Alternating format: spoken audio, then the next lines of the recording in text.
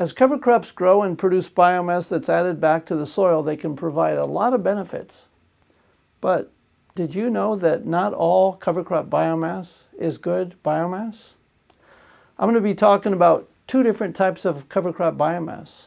The good type of biomass that comes from cover crop roots, stems, leaves, and even immature seed heads, versus the bad type of biomass that occurs if the cover crop matures far enough to make viable seeds that can complicate management and be a weed in your next vegetable crop. We want to maximize the good biomass and minimize or eliminate the chance of bad biomass production. And I'm going to show you a simple tool called the Feekes scale that can help you to do that. But before I do that, I'm going to tell you about these two different types of cover crop biomass production using data on rye cover crops from an experiment that I'm doing with two PhD students from Stanford University. It's a 2-year study comparing different soil management practices to reduce nitrate leaching into our groundwater in tillage-intensive, organic and conventional vegetable production. Our study has 4 treatments that differ in their risk of nitrate leaching. At one end of the scale is a treatment with fallow winter beds that was not cover cropped. And at the other end of the scale is a treatment with overwinter cover crops that has the lowest risk of nitrate leaching. Then there are 2 treatments with fall-terminated cover crops that are planted in August and grown for either 60 or 90 days. The risk of nitrate leaching from these fall-terminated cover crops is probably somewhere in between the 2 extremes because the beds are left bare fallow over the winter. Here are some fallow beds with lots of residue from a fall-terminated cover crop.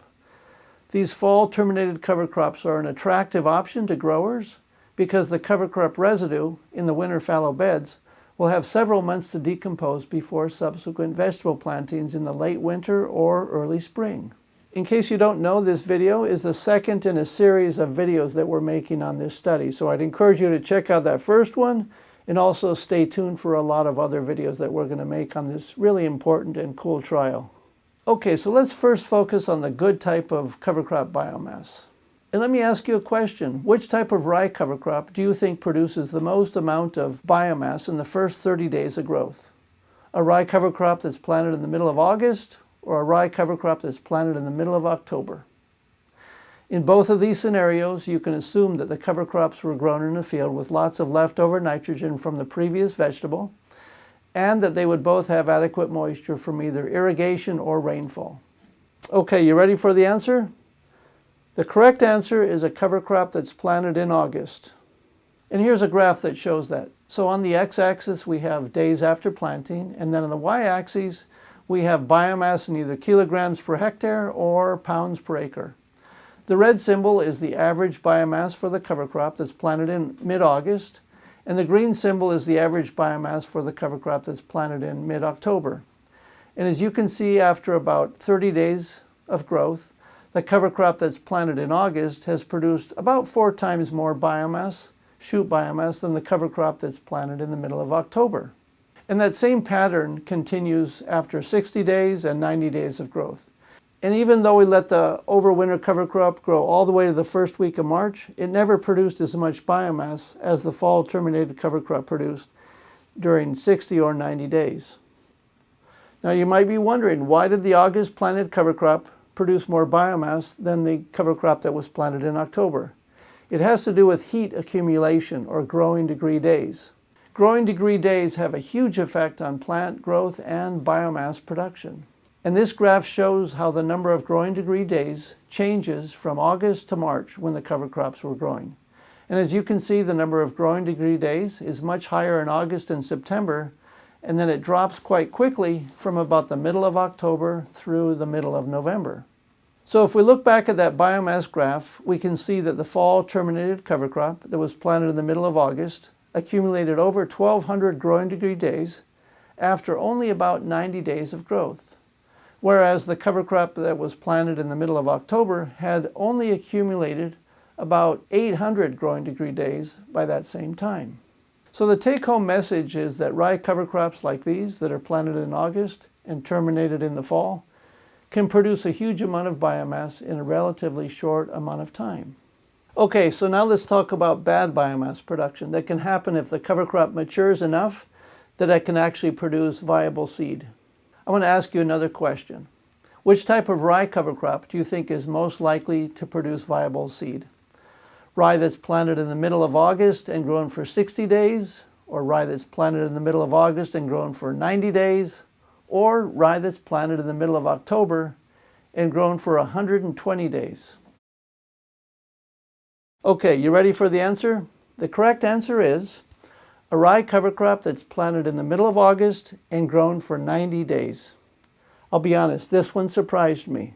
It surprised me because I didn't think that the seed that was at this stage of development, which is what we call the soft dough stage, would be viable and germinate and cause a problem.